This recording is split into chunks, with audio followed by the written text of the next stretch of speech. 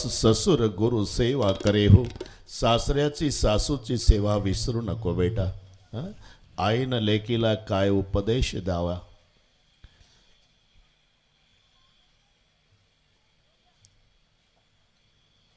कुठं चालला तुम्ही? ताईसाठी मुलगा बघायला. मग बिगर आईचं बघा. बिगर आईचं म्हणजे एवढं कळत नाही का? चांगले महाराज झाले ना तुम्ही. माझ्या ताईला सासू नसावी आणि तू मी जिवंत असावी. चांगलं आहे. तू जिवंत पाहिजे नाही का? आणि तुझ्या ताईला सासू नसली पाहिजे. अरे तुझ्याही मुलाचं लग्न आहे मे मध्ये. तुझ्याही घरी महाराष्ट्रातली एक मुलगी येणार आहे, तिला नाही का वाटेल माझी सासू रॉकेल वतून पेटून तयार असावे? तेव्हा कसं वाटेल? हा एकांगी विचार संपला पाहिजे. लक्षात घ्या, मी सुनच्या पार्टीनं बोलत नाही. सासवाणी माझ्यावर लाल डोळे करायचं कारण नाही. घरोघरी फरशी बसली आहे ना रमेश बाबा. आणि ते सासू म्हणती पाणी दे ग, आणि ती चपाती तव्यावर असते आणि पाणी मागितले की तांब्या भरून पाणी फुलपात्र घाई घाई आणून ठेवती. ते फरशीमुळे आवाज होतो ना भांड्याचा. आदळून कशाला देतेस ग? अहो सासूबाई, पांडुरंगाची शपथ घेऊन सांगते हो, आदळून नाही ठेवलं हो. चपाती करपल म्हणून घाई घाई ठेवलं. जा घेऊन. सारखी आदळ आपट करते. नकोच तुझं पाणी. आता या सासूचं सुनही काय करल? बरं ठीक आहे, तुमचंच बरोबर आहे.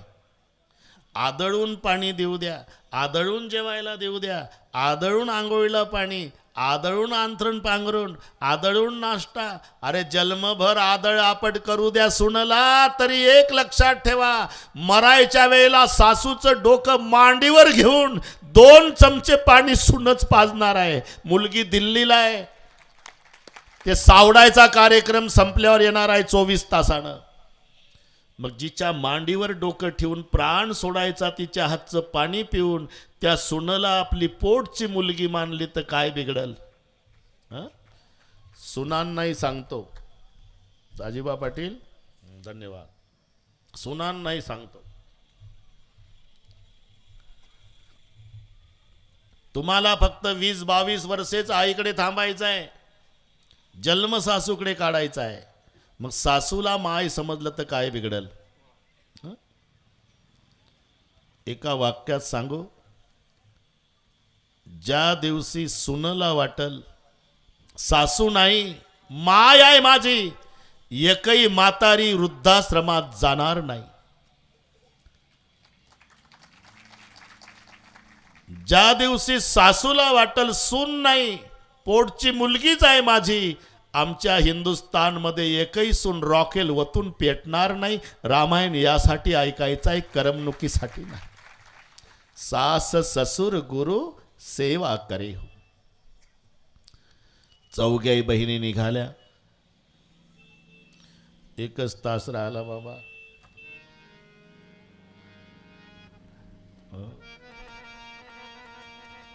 अरे मुलीला वाटे लावताना हे तुमचं बघू बघू जर आम्ही ब्रह्मचारी इतके रडतो तर तुमचं कसं होत असेल? जरा विचार करा. कण्वासारखा मुनी रडला शकुंतलेसाठी, हिमालयासारखा पहाड रडला पार्वतीसाठी, आणि आज जनकासारखा विदेही राजा रडतो सीतेसाठी. कोणी असू द्या, इथे नापास आहे.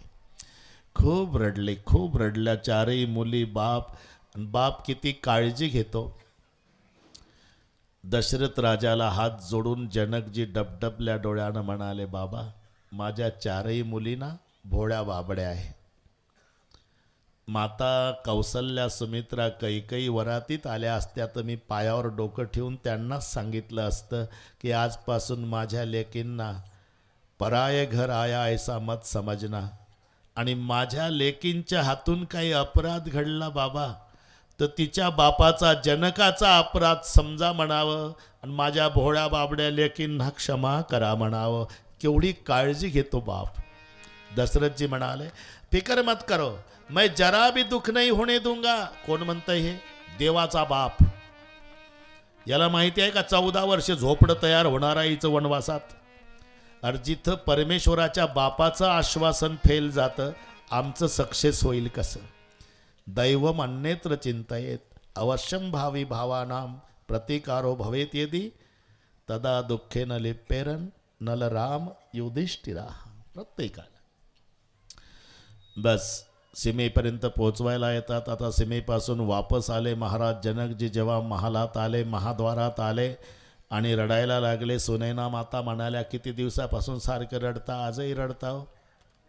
आज यासाठी रडतो देवी, हेच महाद्वार आहे. मी ज्या ज्या वेळी यायचो, इथं उभा राहायचो, इकडून माझी सीता पळत यायची, उर्मिला इकडून यायची, मांडवी सामोरून यायची, श्रुतकीर्ती यायची आणि चारही मुली दरवाजात मला बिलगायच्या, बाबा आले, बाबा आले, बाबा. किती वेळचा उभा आहे देवी, सगळ्या महाल खाली झाला म्हणून रडतोय. इकडे तिकडे आनंदाला पारावार नाही. बस दिवाळीसारखा आनंद अयोध्येमध्ये. सगळे स्वागत सत्कार झाल्यानंतर रात्रीचा प्रसंग आहे. लोकेश चैतन्यजी ते पूर्वी सगळे वर्णन करायचे ना, कुटुंब प्रमुख कसं काय झालं, पाहुण्याकडे स्वागत, पंक्ती, पदार्थ वगैरे सगळे तोच प्रकार आहे. इकडे 4 सुना बसल्या, इकडे 3 राण्या बसल्या, मध्ये दशरथजी बसले आणि लग्नातलं वर्णन सुरू झालं. आता एवढं वर्णन करायला नाही वेळ, पण अर्धा मिनिट. कौशल्या सुमित्रा कैकई कितनी बार मैं स्वर्ग में गया, देवताओं के राजा इंद्र ने मेरा सम्मान किया, लेकिन जितना सम्मान मिथिलापति जनक जी ने किया, आज तक देवताओं के राजा इंद्र ने भी उतना सम्मान मेरा नहीं किया. हे सासऱ्याच्या तोंडून स्वतःच्या जन्मदात्याचं कौतुक ऐकलं आणि 4ही मुली बापाच्या आठवणीनं रडू लागल्या. हे सांगता सांगता दशरथजीचं लक्ष गेलं, सुना रडतात, विषय बदलला. इतके बारकावे मी तिथंच होतो म्हणून सांगतो हे तुम्हाला. अरे कथाकाराला एकरूप होऊन कथा सांगावी लागते तर मजा येत असते. विषय बदलला. कौशल्या सुमित्रा कैकई पुत्रवधू थक गई, जाओ शयन कराओ. दुसऱ्या दिवशी मौन पर्वताची सांगता झाली. असे काही दिवस गेले आणि विश्वामित्रानं जाण्याची तयारी केली. काल आपण हा सगळ्या कथाभाग ऐकला. हे निमित्त होतं. विश्वामित्र मदत मागायला का आले, मी सविस्तर अर्धा तास सांगितलं, पार रडून रडून सांगितलं की राजा तुझ्या पूर्वजाला खूप त्रास दिला रे बाबा, खूप त्रास दिला रे. मार्केटला विक्रीसाठी उभी केली तो विश्वामित्रच आहे. नवरा बायकोची ताटातूट केली. पूर्वी ताटातुटीचे कामं केले पूर्वजांच्या बाबतीत. मला संधी दे, आता जुळवायची कामं करतो, तुझ्या 4ही मुलाची लग्न जुळवून आणतो. म्हणून हे आजपर्यंत आपण पहा, विश्वामित्रजी आज निघाले तर सगळे रडू लागले. का? संताचं जाणं दुःख देतं, दुर्जनाचं येणं दुःख देतं. दुर्जन कधी भेटूच नये आणि सज्जन कधी तुटू नये. एका जनार्दनी घडो त्यांचा संग, न व्हावा वियोग जन्मोजन्मी. पण दशरथ राजे म्हणाले एकांत में चलो बाबा. एकांतात नेलं आणि खूप रडले राजे, खूप रडले. विश्वामित्र, क्यों रोते हो राजन? मेरी अंतरात्मा बोल रही बाबा कि दशरथ तू ज्यादा दिन जिंदा रहने वाला नहीं.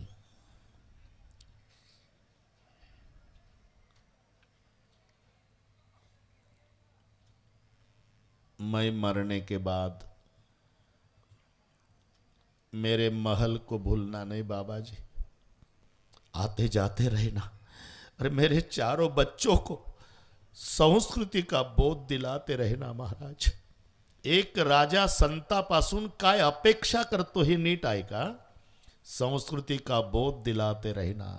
महत्वाचं धन, महत्वाची संपत्ती, महत्वाचं वैभव म्हणजे मुलांचे संस्कार आहे. लक्षात घ्या, तुमच्या मुलावर जर संस्कार नसेल तर तुम्ही कितीही वैभव मिळवलं असेल तरी 5-50 मित्रमंडळीला सोबत घेऊन रात्री 12 ते 5 ढाब्यावर तुमच्या नरड्याला चाकू लावून सह्या करू करू इस्टेट विकून 3 वर्षामध्ये तुमची मुलं तुमच्या समोर जर्मनच्या ताटात बाजरीची पीठं मागतील.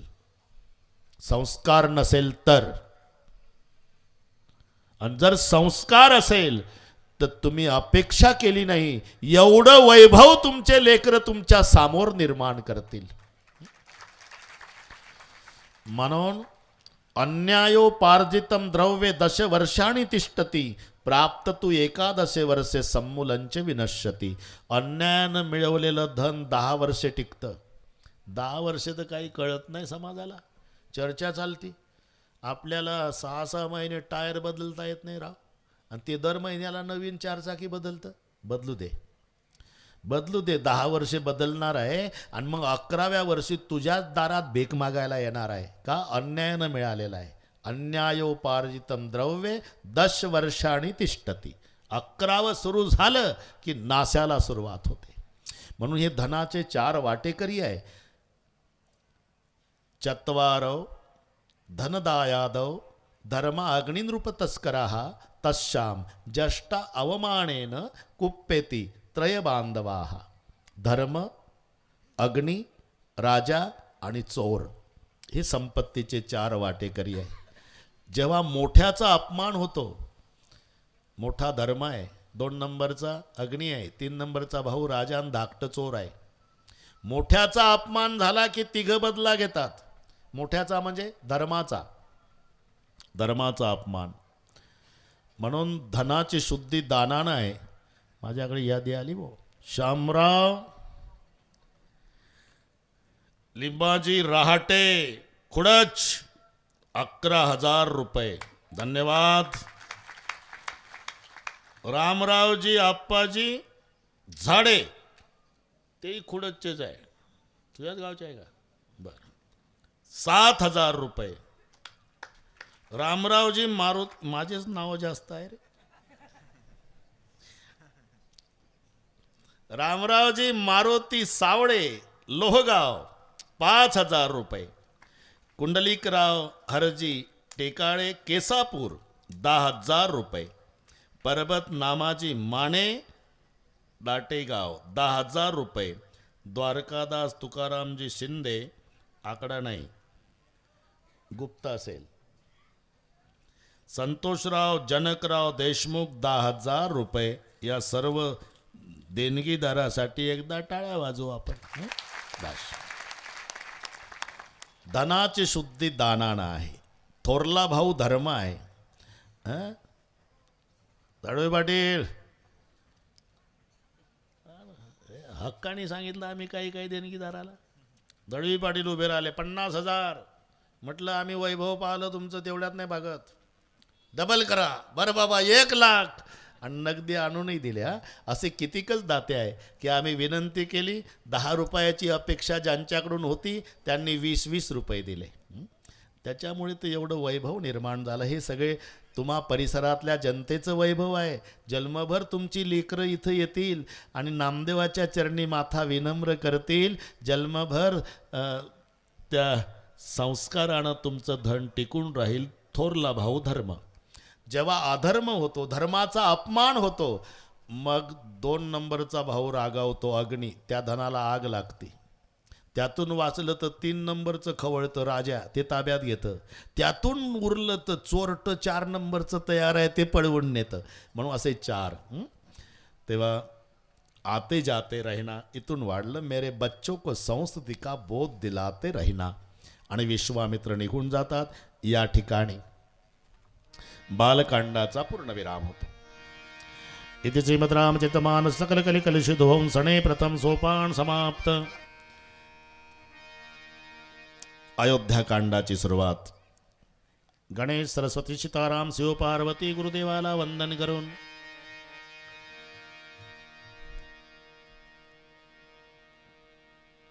बारा वर्षे अयोध्येत वास्तव्य आहे. आता आपल्याकडे फक्त 50 मिनिट आहे आणि माझ्यावर सर्वांचा विश्वास आहे. इथे तडजोड नाही वेळेच्या बाबतीत. मी आधीच सांगतो, तडजोड नाही. बरोबर बरोबर. अजून राहिलेले 3 दिवसही बरोबरच. 12 वर्षे अयोध्येत वास्तव्य. 15व्या वर्षी लग्न झालं. म्हणजे रामचंद्र 27चा झाला, सीतामाई 21च्या झाल्या. एक दिवस भरताचे मामा युधाजित राजे भरत शत्रुघ्नाला घेऊन जातात.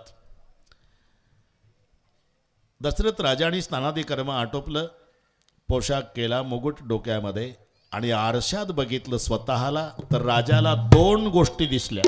श्रवण समीप भयसित केसा, श्रवण समीप भयसित केसा, मनहु जरठपण अस उपदेसा, मनहु जरठपण अस उपदेसा. श्रवण समीप भयसित केसा, श्रवण समीप भयसित केसा, मनहु जरठपण अस उपदेसा, मनहु जरठपण अस उपदेसा. नृपज बराज राम कहते, नृपज बराज राम कह देवो, नृपज बराज राम कहते, नृपज बराज राम कह देवो. जीवन जन्म लाहु की ले, जीवन जन्म लाऊ की नलेबू, जीवन जन्म लाहु की ले, जीवन जन्म लाऊ की नलेबू.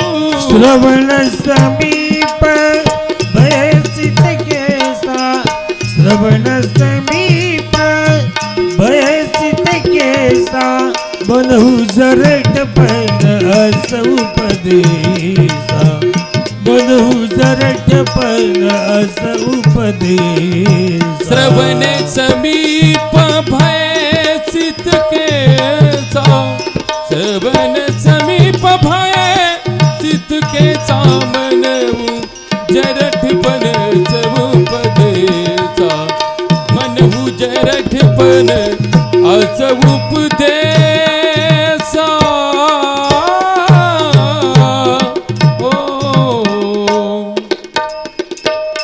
कानाजवळचं एक केस पांढरं दिसलं आणि मुकुट वाकडा दिसला.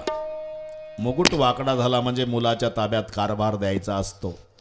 काही असेही डोके चालवतील, दशरथाला मुकुट होता त्याचा वाकडा झाला म्हणून मुलाच्या ताब्यात कारभार द्यायचा प्रश्न आला. आपल्याला मुकुटच नाही, वाकडा व्हायचं कारणच काय? तर लेकाच्या ताब्यात कारभार द्यायचा प्रश्न येतोच कुठं? असे याच्यातले दशरथ डोके चालवतील. तर मुकुट मी सांगतो, वाकडा की सरळ तुम्ही ठरवा. ज्या दिवशी तुम्ही घरी येताना पायातल्या जोड्याचा आवाज अंगणात झाला की घर लटलट लटलट कापतं. सुना भराभरा होतून खोलीत निघून जातात. नोकर कामाला, मुलं उद्योगाला, कोणी कोणाशी बोलत नाही. अगदी शांतता वाड्यात एकच धाडस करती व्यक्ती, ती म्हातारी. पुढं येऊन अति नम्रतेनं चहा घेता का कॉफी घेता का दूध घेता काय थंड घेता का स्वयंपाक तयार आहे ताटच वाढू. समजायचं सध्या मुकुट सरळ आहे. पण 10 वर्षाचा काळ गेला म्हणजे ते येऊन बसतं अंगणातनं चहा. चहा ना रे, अरे चहा ना रे, अरे चहा ना रे. म्हातारीच म्हणते बडबडू द्या तसंच. कुठं नांगर धरा लागेल तर कामाचा धामाचा मरतही नाही एकदाच. समजायचं आत्ता मुकुट वाकडा झाला. रामायण चांगलं कळलं तुम्हाला. राजा दशरथाने ठरवलं मुलाच्या ताब्यात राज्य द्यायचं.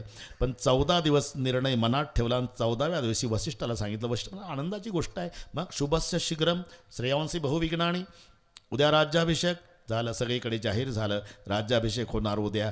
पण ज्याचा राज्याभिषेक त्या रामालाच कल्पना नाही. तिथपर्यंत वसिष्ठ येऊन सांगता रामा उद्याचा राज्याभिषेक आहे. राम नाराज झाले. हे काय गुरुदेवा, एका वेळेला जन्म 4 भावाचा, एका गुरुकडे शिकलो, एका मंडपात लग्न झालं, थोरला राजा आणि बाकीचे राहतात तसेच. त्यापेक्षा माझ्या भरताला राजा करा. नाही, रघुकुळाची परंपरा आहे. थोरल्याला राजगादी. आता जेवायचं नाही, झोपायचं नाही, दुग्धपान करायचं आणि दरबारच्या आसनावर पडून राहायचं. सगळे विधी सांगितल्या. इकडे विरोधकाची मीटिंग सरस्वतीजवळ. काही करा, कोणाच्या बुद्धीत बदल करा. सरस्वतीने विचार केला कोणाच्या बुद्धीत बदल करावा, आणि एक पात्र निवडलं, मंथरा. म्हणून तो विकल्प हिवराच्या झाडावरती येऊन बसलेला. ती फुलं आणायला गेली असताना त्या विकल्पानं तिच्या बुद्धीत प्रवेश केला आणि मंथरा बिघडली. तेव्हापासून माणसं हिवराच्या झाडाच्या सावलीत बसत नाही. माऊलीनं सुद्धा ओवीत उल्लेख केला, हिवराची दाट सावली सज्जेने जैसी वाळिली. हे त्याचं कारण आहे. दीक मंतरा नगर बनावा, मंजुल मंजुल बादू बजावा, पूछ श्लोकन काहू चावू, राम तिलक सुनी भाऊर दाहू. धक्का बसला आणि मंथरा मग कैकेयीकडे जायला निघाली. बराच वेळ काही बोलत नाही. बराच वेळ. बऱ्याच लोकांनी यामध्ये सेवा दिलेली आहे. नामदेव महाराज मंदिरच्या बाजूला भव्य रक्तदान शिबिर चालू आहे. तरी भाविक भक्तांनी तिथे जाऊन रक्तदान करायचं. तसंच श्री संत शिरोमणी नामदेव महाराज संस्थान नरसी नामदेव मोफत चप्पल स्टँड, शिवप्रेमी मित्र मंडळ काळकोंडी, या शिवप्रेमी मित्र मंडळाच्या वतीनं मोफत चप्पल स्टँड, संत जाती हरी कीर्तना आणि त्यांच्या वाहीन मोचे वाहना, हे काम त्या शिवप्रेमी मित्रमंडळ काळकोंडीवाल्यांनी केलं. त्यांनाही धन्यवाद. आत्तापर्यंत नामदेव मंदिराला 1,00,000 रुपयाची देणगी रोख देणारे 130 सभासद पूर्ण झाले. 130. हिशोब कळला तुम्हाला? तुमचाही नंबर आहे बाबा. आमचाही नंबर आहे बरं का त्याच्यात. हो ना. नाही तर काय म्हणतील हे नुसतंच बोलतंय. नाही, माझेही दिले 1,00,000. आनंद आहे बस, खूप बस. ते वैयक्तिक एकट्यानं बांधण्यात आनंद नाही. सार्वजनिक जो आनंद होतो, सार्वजनिकला जे वैभव प्राप्त होते. नाही तर कृष्णामध्ये ताकद होती ना, गोवर्धन उचलायची करांगुळीत अख्खा गोवर्धन उचलायची ताकद होती का नाही? तरी नाही. पेंद्या वाकड्या बोबड्या सुदाम्या श्रीदाम्या मधुमंगल, काय देवा, काठ्या लावा पोरव, काठ्या लावा, काठ्या. सगळ्या गोपाळांनी काठ्या लावल्या आणि किसनरावनी करांगोळी. उचलला ना गोवर्धन. तसे जास्त देणगी मोठी देणारे हिंगोली जिल्ह्यातले कृष्ण समजू. आणि 2 शेळ्या चारणारं त्यानंही 1100 रुपये आपल्या कमाईतले दिले, त्याला गोपाळ समजा. अख्खे हिंगोली जिल्ह्यातले गोपाळ न कृष्ण एकत्रित आले म्हणून मंदिरूपी गोवर्धन एवढा उचलल्या गेला, ज्याच्या जीर्णोद्धारानिमित्ताने हा सोहळा घडून आलेला आहे. बस मजा आहे बाबा. आता पुन्हा त्रास देणार नाही मी. आज 4था दिवस आहे, उद्या 5वा. घाबरू नका, फारसं घाबरू नका. फक्त जेवणापुरती भीक मागणार आहे आता आम्ही. जेवण तुम्हीच करायचं, आम्ही 31लाच जाणार आहे. पण जेवणाकरता मागणार बरं का. दळवी पाटील 1,00,000 दिले ना आता नाही द्यायचे असं नाही. जेवणासाठी म्हणजे आपल्या घरात किती लोक आहे? 10 लोक. मग आपले 10 जेवले पाहिजे. समजा 50 रुपये. आणि दुसरे पाहुणे 10 जेवले पाहिजे ना. आधी माझ्यापासून सुरुवात करील, यांची मला द्यावं लागेल ना. हे असे आयतेच आहे गाडीत बसणारे. आम्ही जेवणार नाही, पण 5,000 देऊन मी सुरुवात करील. आता नाही, परवा. हो नाही झालं, टाळ्या वाजवा नका वाजू, मी देणार आहे. थोतांड हे आमचे गुरुबंधू बसलेले आहे. माझ्याद्वारा तिथे 70 लाख रुपये लागले महाराज. कशाला? जोग महाराजच्या मंदिराला. पण मागं सरलो नाही. झालं, पूर्ण झालं. ते माझं भाग्य असं आहे, चे गलांडे महाराज, काशीनाथ आबा, हे सगळे गुरुबंधू बसले, दादा पाटील हे गुरुबंधूच आहे आमचे संस्थेच्या दृष्टीने. पण सगळ्या गुरुचा गुरुपूजन सोहळा माझ्याच वतीनं झाला होता. मोठे बाबा आणि ते जिवंत असताना, आता फोटोच लावा लागतील, काय सुचलं कोणाच माहीत. प्रत्येकाला 1-1 लाख रुपये देऊन सगळ्या गुरूंना दक्षिणा देऊन हत्तीवर मिरवणूक, आळंदीमध्ये 3 दिवस सोहळा, तो सगळ्या खर्च माझाच होता. आणि ज्यांनी संस्था स्थापन केली त्या जोग महाराजचं मंदिर 5 कोटीचं पूर्ण माझ्याच वतीनं झालं. हे माझं पूर्वजन्माचं भाग्य समजतो मी. तेव्हा आनंद आहे, आनंद आहे. आता जेवणाचा कार्यक्रम मोठा आहे, अख्खा हिंगोली जिल्हा आलेला आहे. आता तयार राहायचं आहे सर्वांनी, घाबरायचं काही कारण नाही. आबा जोडा फिरवावा लागणार आहे परवाच्या दिवशी. स्टेजवर जेवढे बसतील त्यांच्याकडून 1-1 हजार, नाही तर उद्या बसू नका. रमेश बाबा, आपलं प्रेमाचं बोलणं आहे. त्यात पहिली सुरुवात मी करील रे बाबा, काळजी करायची नाही. म्हणजे आपले 4-5 घरातले जेवून दुसरे 4-5 जेवावे. आणि कोणी परिस्थिती नसेल तर 500 टाका, त्याच्याहीपेक्षा बिकट असेल तर 200 टाका, खूपच गरीब असेल तर 100 टाका. पण 2-4 वारकरी जेवले पाहिजे अशी भावना ठेवून. कारण पूर्वी सिदोऱ्या आणायचे गोपाळ आणि मग गोपालकाला व्हायच्या. आता कोण आणते घरून डबा? मग डबे इथं तयार करू आम्ही, फक्त तुम्ही निळी, कोणी गुलाबी, हे कळले सगळे कलर तुम्हाला.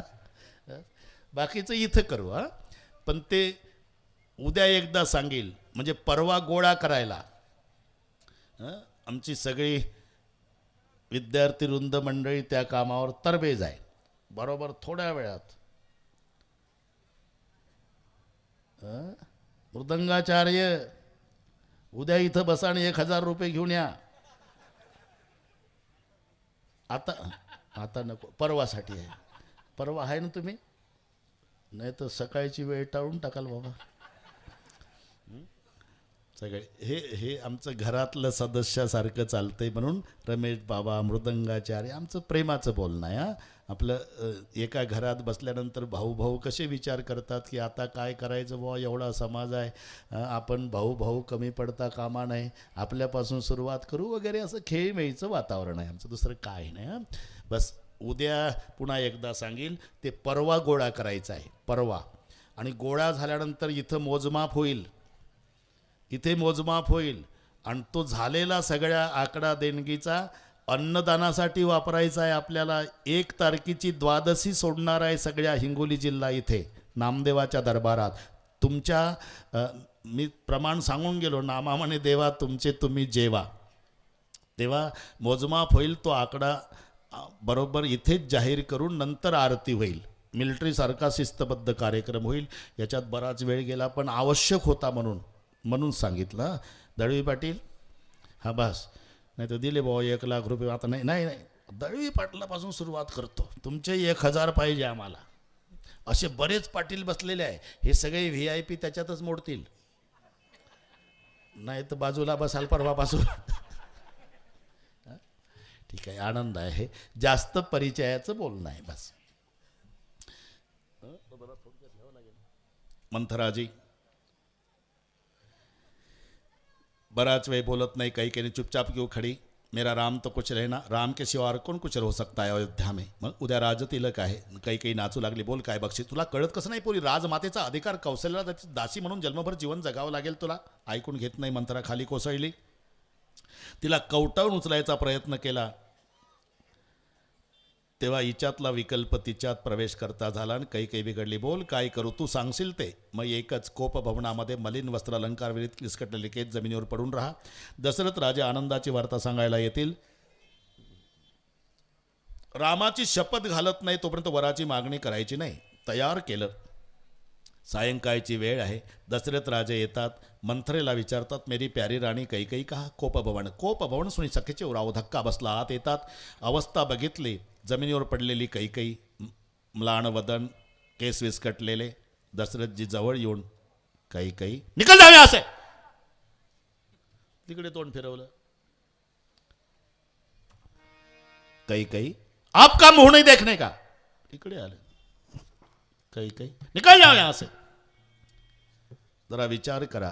दशरथजी या शब्दात समजूत काढतात. कोकिल कंठी, गजगामिनी, सुमुखी, सुलोचनी, पिकबचनी. अरे हे शब्द पतीनं वापरावे पत्नीला, पण त्याची मर्यादा आहे. तारुण्य आहे, एकांत आहे, तेव्हा पती म्हणू शकतो. कोकिल कंठी, गजगामिनी, सुमुखी, सुलोचनी, पिकबचनी.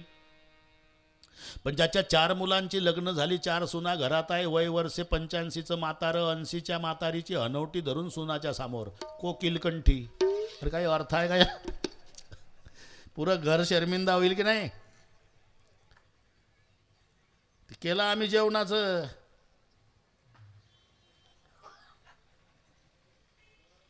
नाही हे इकडचे जेवण नाही, ते मोठं जेवण. मोठं जेवण 2 तारखेत आपलं 1 तारखेचं जेवण. हां बरोबर. म्हणजे काय? फक्त आपल्याला लाज सोडायची आहे. लाज नाही नसलीच पाहिजे. ते करू जमा. सांगितलं आबाला सांगितलं. हा ना, गेल्या वर्षीपासून चालू आहे ना हा कार्यक्रम. लाज सोडून देणे, कोणी काही म्हटलं तरी लक्ष न देणे, जमा करत राहणे. बस जमतंय आता ते.